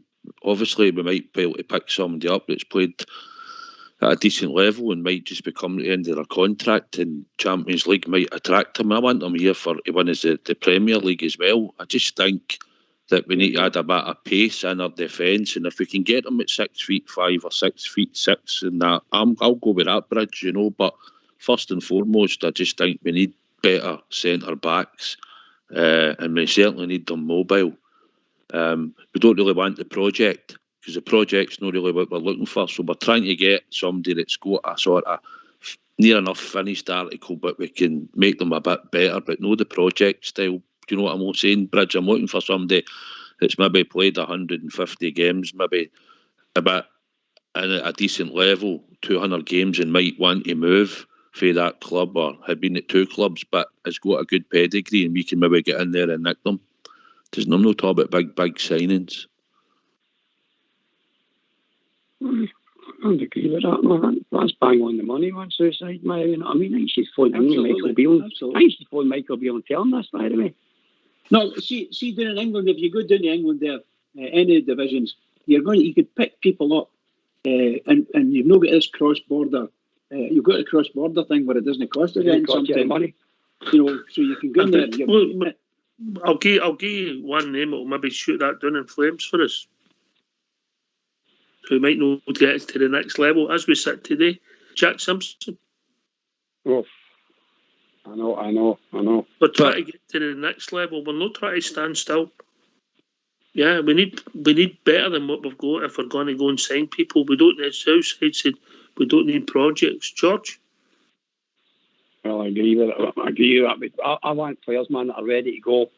It's played, man, and they've got a bit of agility. They're fast, and they're reading the games a lot better than some of them. Don't get me wrong. The players who got the game, they know they can read the game no bad, man. But they seem to get caught out awful quick, maybe. And we're letting in a lot of goals, man. You know what I mean? And I think we do need to move. We do need to find players. I mean, we used to get into the Scandinavian market and find a lot of good players in there. I don't know why we don't search about there anymore. We used to find a lot of good players out there. You know what I mean? So I don't understand why we don't look in other leagues, maybe, and try and look for players, maybe that the Suicide's talking about that'll fit right into your system. You know what I mean? And make the team a lot better. I understand the logic with saying Jack Simpson. I'm not writing the boy off, but as we sit today, it doesn't look as if he's going to be an automatic starter for us. He's fast, he's athletic, he's reasonably big, he's left-footed. There's a lot of positives there, Southside. But at the moment, it doesn't look as if he's going to move anybody on your side to get it. That's the trouble you've got. Every player you sign's a gamble. Aye, mate, it is a gamble, and he is at that age where he's 24. He had League One experience, and he didn't actually look a while back, because I thought he had played more games in the Premiership than what he had. But I think he was bought left-sided defender, probably going to cover for Hollander. And the thing is, he's had a couple of shaky moments, and everybody's just writing them off, you know. And that's the thing. If people would stop writing them off and say, right, because he's going to have to come in and play, and you want to play Bassey in there. We've tried that, and okay, Golston didn't play beside him, but Bassey isn't a centre back. Is that not what Bassey gave away? Did you know play that position in the cup when he gave away a penalty? Well, the one at St Mirren, I think it was more sort of left back, George, but he just got caught out with the ball coming in behind him. But see, at the end of the day, we brought him in, and if everybody keeps going on, Jack Simpson's playing, his boy could come in and start to play well. Who knows? He just needs probably a run of games. And I'm hoping that if he is getting considered for Saturday, then he's maybe worked this week with the players that wasn't away in international duty. And you never know, it might benefit him come Saturday. Maybe he just needs a bit of luck, so get a goal, and then, people people look at you differently, Well, you've seen what happened to Borna until he scored the goal against St Mirren, away to St Mirren. Half the support wanted rid of him. He's finished, he's done, he's this, he's that, and then he scores that goal, and then he changes himself. Yeah. Run, You give the creation manager said. He wants me to go and play in a better league or something, innit? Aye. Well, I mean, but see, at the end of the day, George, what can you do, mate? Know what I mean? Well, at the end of the day, he plays at Glasgow Rangers. It's a massive club, and if we're in Europe, the biggest team in the world, in my opinion, you know what I mean? If we're doing well in Europe, then fair enough. He's got another Croatian playing across the city, and he's not doing too well, so I don't know what he's greeting about, no? That's what I'm saying. I don't think they're keen in defending. You're a shocker, Susie. They're not keen in defending, aren't they, no? I don't know, they might need defenders shortly. Oh, solicitors, that is different thing.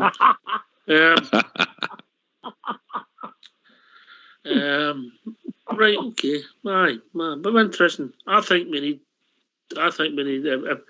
need two centre halves in, and I don't think Balogun will be there come August next season. Bridge, I might be wrong, Bridge. It's only the way I see it, mate. Yeah.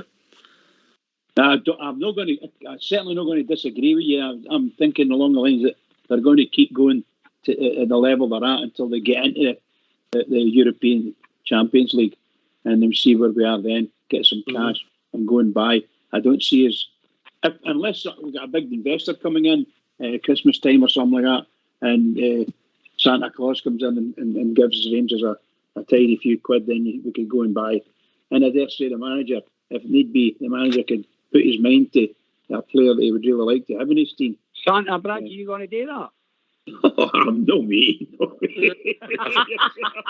Get some money off of Stefan Klaus would be a start. Chris just fell off his chair, George. Rich is the only one that's not answered my text for the day. That's all I'm saying, Southside. Oh, is it? Hey, George, see the hammer nails it. Doing that flaring underneath. Honestly, when somebody mentions money, he gets more nails than hammer out, man. Start doing that flare. You're better with a nail gun. No, he's a traditionalist, George. He likes a hammer. Plus, the court order says he's not allowed any guns in his house.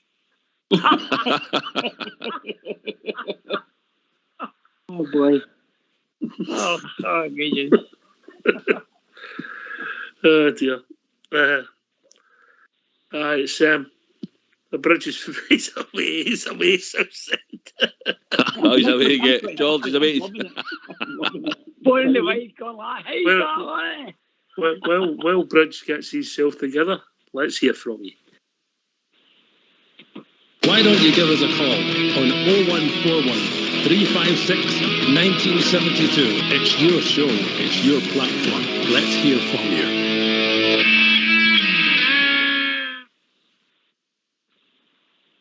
Are you back with us, Bridge? I am indeed, pal. I am indeed. All right, okay. You're doing well, I think I must admit. You're doing very well. Oh, dear. Right. Let's talk about Bridge's money.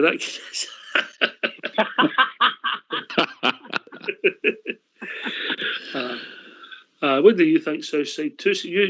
You said two centre halves. You said it in August, mate. You didn't think you thought we were short on numbers or quality, but you've been proved right, mate.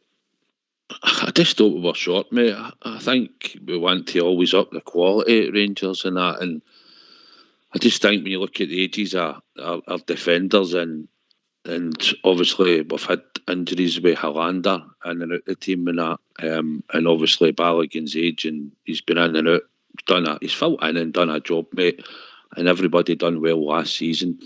But last season's gone. You've got to move on, and I think Stevie G does have favourites in the squad.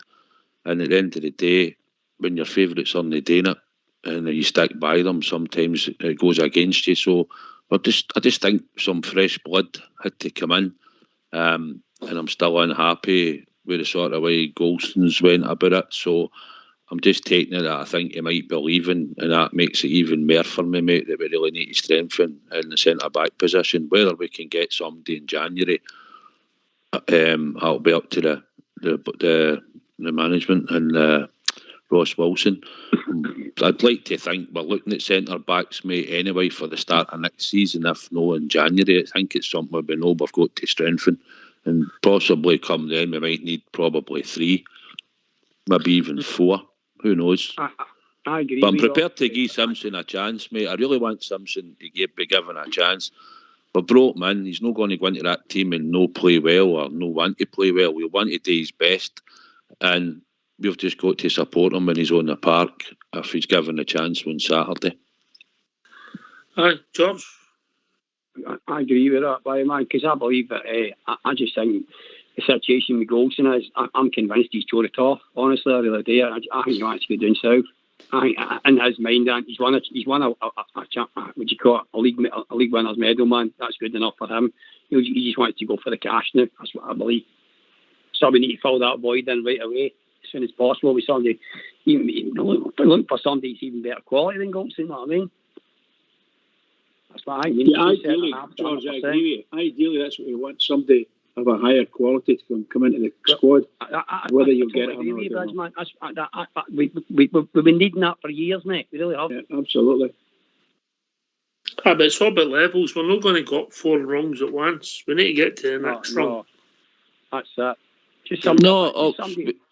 Don't get me wrong. I'm not saying. Sorry, George. I'm not saying, Ox, that we need to just buy because we're going into the Champions League. We need to buy to strengthen anyway. Exactly, mate. Exactly.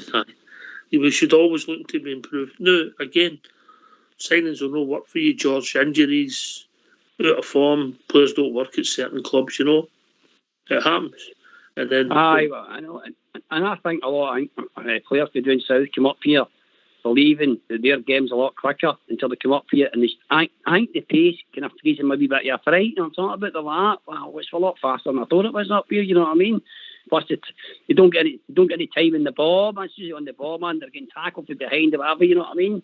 So it's a shock to the system, I'd imagine, you know what I mean? You're coming up, if you're doing south, coming up here, it's completely, you get no time in the ball whatsoever. So you've got to adapt really quickly, you know what I mean? You've got that mindset to adapt, you know what I mean? And surely, but definitely got to find somebody, man. Well, two centre-halves, man. Doesn't matter where we are. Ross Wilson, the coaching staff, the scouting staff, everybody, they should be looking anyway, Southside. It's part of their remit. Aye. I mean, you've got to strengthen your team, even though we had a wonder season last season, and managers, George, will show a bit of loyalty to players, you know, and rightly so, because they've done well. But I think at times, sometimes Stevie G maybe gives players a wee bit more benefit of the doubt because they've done so well in the past, and sometimes we're saying, you know what, you should maybe change it. We keep saying we've got 2 players supposedly for every position, but then that player's got to come in, George, straight away, and you're hoping he's going to play well, because if not, he gets overlooked into maybe the following week when that player's fit. So it's a challenge for all the players, mate, but that's what you expect at a big club. They should be fighting to get in their team. And hopefully, I totally get it, because almost it came in. George, going to do us a favour, mate. Let the guy finish, then I'll bring you in, mate. Yeah, there's a wee delay on Skype, mate. It's not your fault. I'll mention your name. Yeah, so it flows. Sorry, George. Just like we're saying, we're just hoping that when they come in, like a Scott Wright and Sakala, and we were hoping that Lundstrom would start to turn it round, and he's starting to look like he's starting to play a bit. So that's what we're hoping, George, that hopefully, maybe, like you say, if it's Simpson or Sakala or a Wright coming in, that they're just going to play well, and hopefully it keeps them in the team. And you come, Gio. I totally agree with that, Mark. I totally agree with that, honestly, I do. Because I can see players coming in, like Simpson playing well 1 week, then the following week, man, he didn't get a game. That's going to knock his confidence, not talking about, so that's not a good thing, you know what I mean? Same as Sakala, man. He's brought in as a single striker. he's not really let's be honest about it, he's not been that good, even though he scored during the week, lads, I think with his arm there. You know what I mean? But I don't know if he can fit in that the system we're playing. But he's going to have to adapt. We need players, man, to adapt quickly. I'm talking about to your system. You know what I mean? So I just hope they can get it together, can gel. You know what I mean? We can get the team can start playing the way they should be playing. They were playing last year. I think I accept your point. We're not playing what we did last year, but we have to forget about that. It's all about this season, looking forward, no back. Yeah. I get that, by the way. I mean, it's what I don't care if we're winning with a single goal, man, or it's a penalty or whatever. I mean, I don't care as long as we're winning. I'm over the moon. You know what I'm talking about, me. That's the Albert philosophy on football, George. That's the best philosophy out. Winning is the way. That's the way, isn't it, Bridge? Absolutely. By the way, I have to say, just a few minutes ago there, I heard George mentioning somebody that everybody in Scotland ran about with, Joe the Top. When we were younger, it was all... Well, no everybody. I can assure you that Big Stevie never ran about with any top. Joe the Top, I'll tell you. Fantastic. Good memory there. Well done. He was Joe the Toff when he seen the blue light coming on, Big Stevie. That's what I'm meaning. Yeah, I know the feeling.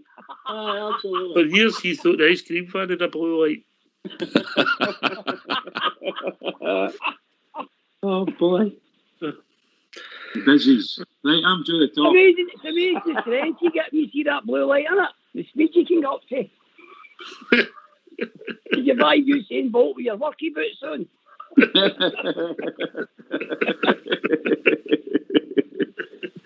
Doing the Grand National, George, or the Hedges. Aye, no problem.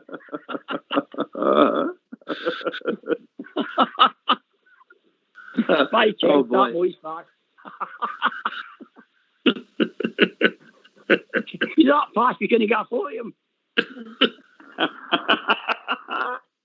Oh dear. Okay. Fabulous. Go have a laugh, mate. Go have a laugh, ain't you? Right, George, we have got to have a laugh. I think you're right in the centre back area, and then what things are. All teams get to an end, and you've got to look how to improve it. You've got to better never stops to coin a through south side. You've got to keep tweaking and improving. Doesn't always work, but you've got to keep trying it. Aye, every player's a gamble. Obviously, the club do your homework and that on the players, and we hope when we bring them into the club that they'll produce for what we've seen in them, and we're hoping that we can make them better. And it's just about them settling into the environment and coming to play for the club and that badge, you know. And if they can get into the fact that you need to win every week, and that's a demand of the support, and you can play for the club, then you'll win the team.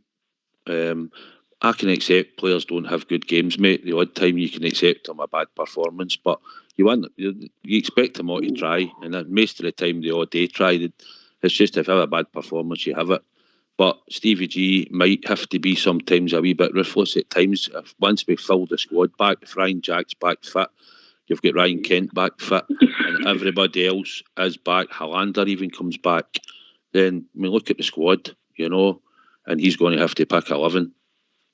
And hopefully he might try and keep it going week after week for a few weeks and no change it all the time, you know. But that's a decision that you'll have to make. But he's got a big choice to make, mate, when everybody's back fit, you know. And if Hollander's back come December, it's not that far away either. And hopefully Ryan Jack's back and Kent firing. Push your team, because we might not hear from you before Saturday, mate. Consider what you know, the information you've got to your hand, who's playing, who's not playing. McGregor, Tav, Golson, Simpson, Borner, Kamara, Lundstrom, and I think Davis will play up front. Alfie through the middle, Scott Wright, and I'm going to say Sakala. No Hadji, but no Aribo. I've just actually realised I've put them in. Aye, I'll stick with that, mate. I've named it, I'll stick with it. Are you sure you don't want to change your line? I should really change it, but here, you never Change know, it, do you? change it, or you'll make an ass of yourself. Change it. Oh, well, all right. Since you No, you said know what I that, mean. Bridge, He's good at that. I've done that a few times, Bridge. I wouldn't worry. Right, Lundstrom, Kamara, and Aribo. And up front, I'll have Alfie, right, and I'll stick with Sakala. All right. Right, here's a question for you. Is this slowly, George, the change of the guard with one of our heroes, Stephen Davis? Well, I would like to think that Stephen Davis will be playing on Saturday. Mm-hmm. Are you putting Lundstrom out the team now? I'll keep Kamara out the team. Where are you playing Lundstrom then? Oh, wait a minute. No, I'm not. I'm going to play Lundstrom. I'm going to play Lundstrom. Davis, Lundstrom, in the Rebo. And then up front, I'm going to play Hadji and Hingme, Morelos. Where are you playing Lundstrom then? On the left. Oh, don't see it myself. I get your rationale. I love Stephen Davis. Same question to you, Bridgman. Is it slow, the changing in the guard? And so far as Stephen Davis is concerned, I think that the natural things happening is what everybody spoke about for the last year or two, as far as Stephen Davis is concerned. But, I mean, I dare say he was playing tonight at some point in that game. It's maybe even captaining them and maybe get 45 minutes out of the whatever game it was. But I would play Stephen Davis in my team alongside Lundstrom. We saw it the last time. When he came on, he was great beside Lundstrom. The two of them did their job. I think they'll work together well. I think they will. And I would definitely play Lundstrom and Stephen Davis and Aribo, or even a switch between Aribo and Kamara. I wouldn't have a problem. There. I think Lundstrom's a coming man, may I say. And Stephen Davis you're right, it may be the beginning of the sunset for him. I mean, I love the guy, you know that. I speak highly of him, but it comes to his all, mate. It comes to his all, you know. But he played 90 minutes for Northern Ireland tonight in the qualifier. I think that's out the World Cup. Yeah, did they win? I'm trying to know serious scores. People might want to watch them later, George, yeah? All right, no bother. Okay. Look, I get it. I get what you're saying, George. You want him in there, but I don't see him and Lundstrom both playing south side, eh? No, and Bridgie Davis came on with Lundstrom, but he was a sub when he came on. The two of them played together, and the last time one went off for the other. And he's played 90 minutes the night, as you say. We need a freshness of the team on Saturday as well. So you've got most of your defence there that's no played and not been away in international duty, and it'll either be Balogun or Simpson. So it depends on how he does the midfield. Lundstrom's not been away, so he can go into midfield freshness. Scott Wright and that, George. Aye. Is nobody picking Hadji? You're breaking up there, George.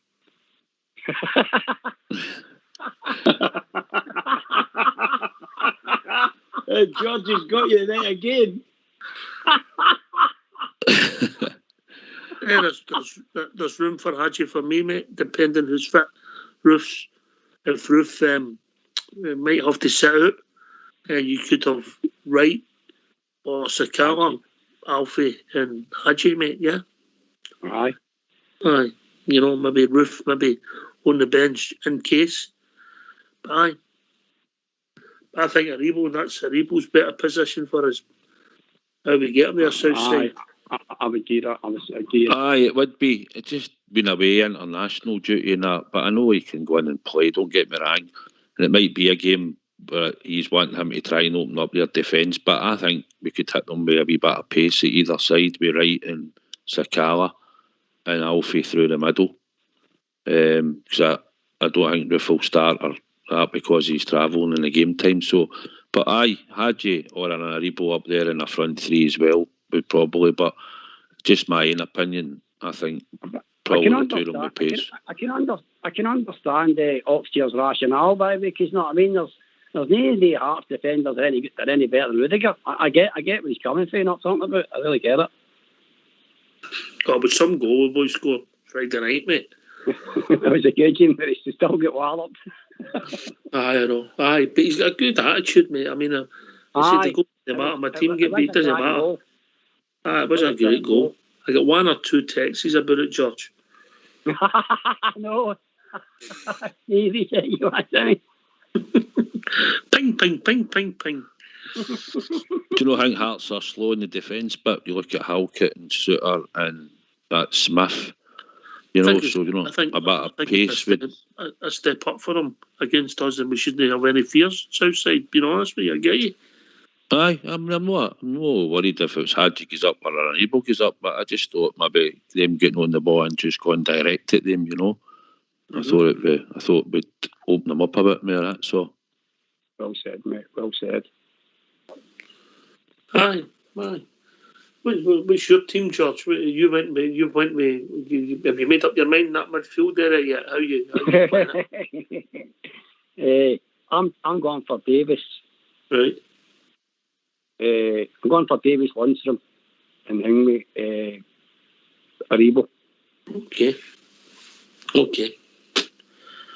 It's getting the blend right, but aye, interesting. I'm looking forward to the game. I know there's a lot of fun. I can't wait for it. Aye, I know. 3 weeks on Saturday, I think that's on an international break. It's not into it. Mugged their paws, aren't they? Aye.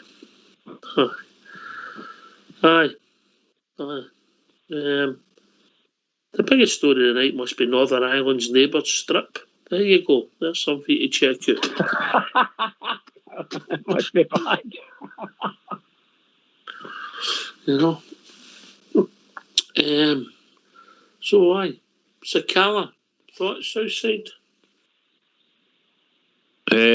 Like I said before, I think he's got to try and muscle his way into the team. Where that position is from, I'm not 100%. He showed wee glimpses here and there. He's got a bit of pace, but I think he's still a wee bit raw at times. I've never seen his goal that he scored in international duty. But I'm hoping that he'll come good, mate, and I'm wanting him to get in the team and try and score goals. So it's how it really fits him into the team is the problem. And like I said, once Ryan Kent's fit and you've got Hadji Naribo that we all say could play up on that other side, and you've got Roof, it's he's going to have to fight his way in there somehow, mate. What's your initial thoughts, Bridgeman and George? Well, I have to tell you, I'll say it again, as far as I'm concerned, in my team, I would have no fears of playing Lundstrom and Davis together. No, we're talking about Sakala, mate. Oh, Sakala alone. Sakala's not a bad player. I don't see him a starter. I don't think about him as a starter. I think you're better at the present moment as an impact player. My honest opinion. And he's quite fast. He's got a bit of pace, and he can come on and shake people up. I wouldn't have a problem with that. I think we get to. I'm a big Aribo fan as well. I like Aribo coming in for the right. I like Hadji coming in for the right as well. You know, so I would be stuck between they two, and where we play them. You could put Aribo out on the left if you wanted to. Whoever you had out there, just drop them. You know, but we'll get a good mix. We can make a good mix as well. I mean, I can't imagine us wanting to drop Aribo for whatever reason. I think he's one of the most industrious players we've got at the moment. Admittedly, the end result isn't always what we want, but he definitely wins a lot of ball, holds the ball well, and makes some lovely passes and good interceptions. I think he's a good player. But the boy, George, your thoughts on Sakala? I think the boy's got a lot of pace, by the way, you know what I mean? And it looks like he's got a good finish. Sometimes, you know what I mean? But honestly, I think he's a better impact player. I think he's better if he comes off the bench. I'd have Morelos not on and Hadji not on first, but on the up three. And I'm talking about. I'd keep him on the bench as an impact player and bring him on about 60 minutes. By the way, then change it about then. By the way, then because I don't know if him and Morelos can work in the same team together. I just don't think they can. You know what I mean? So you take one half and it's taking Morelos off is a dodgy decision, isn't it? Aye. Yeah. Unless he's been booked and getting caught up in something. Aye, if he's got booked, and I mean, who's the referee this week? It'll be Clancy or something, innit? I don't know, mate. I don't know. Oh, where do you see him? See, like when he's got his back, like if he's going to play with it, then he's going to get with the ball back with his back to goal. Then he's got to turn, or do you prefer him if you're giving him the ball in front of him and letting him go and running at people? The big trouble we've got is in this game on Saturday, mate, the chances are they'll sit in deep. So there's no grass for him, is there? Aye. I think, I mean, where I sit at Ibrox, and a couple of times I watched him, he did make some nice runs, but the players didn't see it. And if they had saw it, then if they could have played the ball in, it would have been in and goal, you know. And I think that's something that you'll probably have to learn, that we'll probably be working on in training, because he's probably used to making certain runs, and we're not playing it that way. We're maybe playing the ball down the wing and stuff like that, whereas he's making a run sometimes for deep. And normally, like Golston would play a cross field ball, but he has looked a couple of times where he's made wee runs, but it's just not been seen by the rest of the team, you know. Aye, I think with strikers, mate, you need that bit of luck when you get a goal and you're off and running, you know, then you get in the team. But he's not had any real, he's had opportunities, but no real sitters after sitters. But first and foremost, it's getting in the team, and Morelos is there, and I think he's my first choice number 9, George. 100% agree with that. He's not had many chances, by the way. I mean, the chances you get, man, he's fluffed his lines, you know what I mean? Because it's just it's like he's only got a millisecond, by the way, not to take a shot, man, you know what I mean? He's not getting any time in the ball. And Morelos, man, he's a different kettle of fish, you know what I mean? The way he can hold the ball up, you know what I mean? Like, he can hold defenders back, man. It's a different outlet for Sakala. As you said, you had in playing against the Jam Tarts, man, on Ingwe Saturday, he's not going, as you say, they'll sit in deep, there'll be no grass for him, you know what I mean? So I don't know how you're going to play him, you know what I mean? I really don't. If I play him on Sunday, I'm play him on the left. This Saturday, I'm playing him on the left, yeah? Right, I get that. Yeah. Left, coming into the left. And I think they'll play a 3-5-2. So their big centre-offs is Southside rightly points out, they'll not like that pace against them and stretching them. Aye, you know. Aye. I could give away free kicks inside the box and also penalties. Driving them, you know. Aye. Yeah, what was it? The last game? Or at Hibs, when the boy McGinn had been booked, and I didn't understand how we were going to try to isolate right against them, you know. Aye, Here. Absolutely.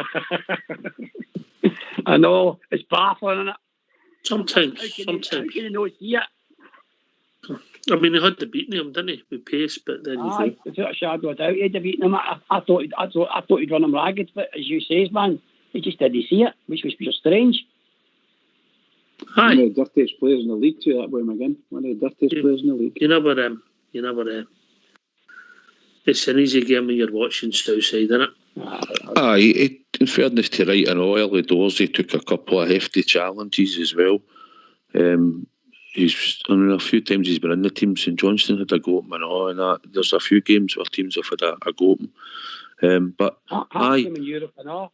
Aye, George. So, he's got the ability, and we're hoping that when he gets in the team, I think if we get him in the team, if either one of them play Sakala or Wright, if they go direct to that defence, they'll commit fouls on him. They'll eventually get booked and just got to keep hammering at home. But I hope it'll be a tight game, but we've got to make sure that we win on Saturday, and that's what we're hoping for. I'll be honest, I'm not worrying about performance. They've all been away in international duty. We'll probably play some that haven't been, but it's points to our performance for me on Saturday, and then hopefully we'll start to put performances in after that. Here. Well, gentlemen, we've reached that time of the evening. Thanks, George, for joining us. Taking the time to call us. Mate, no problem. Always good to hear from you, mate. Always good to hear from you as we build up in the weekend's game. Southside. Aye, mate. Aye, it's been a quick 2 hours, eh? Aye, George, it's good to hear you on, pal, always. And thanks for having us on tonight. Oxchair and Bridgeman. And roll on Saturday. Pick up the 3 points and let's go Rangers. Here, and also thanks to Kirsty Riley He took the time to join us on Rangers Radio tonight, and it's over to the bridge. Well, what can I say? Well done to everybody. A marvellous night again. Really good laugh, good chat. Well done. And don't forget Joe the Toff. He's still going around, so we're very happy with that. Okay, and thank you to the Southside Bear for coming on and helping us out with this. Can I just say to all the Rangers fans all over the world, particularly Rangers fans on here on Rangers Radio, every single one is, it's getting closer and closer and closer. That's international stuff over with. Let's go and look forward to big game of the weekend, Hearts. Huge game, biggest game of the season for us. Keep it going for the Rangers, everybody. Keep it going. Thanks to George, and of course Southside and Bridgeman for joining us on the show. Fox and Old School Blue for doing the technicals. Kirsten Riley from the Rangers Radio team for joining us. This has been Rangers Radio. We will be back tomorrow night when we're joined by Urlander. Take it away, Old School Blue.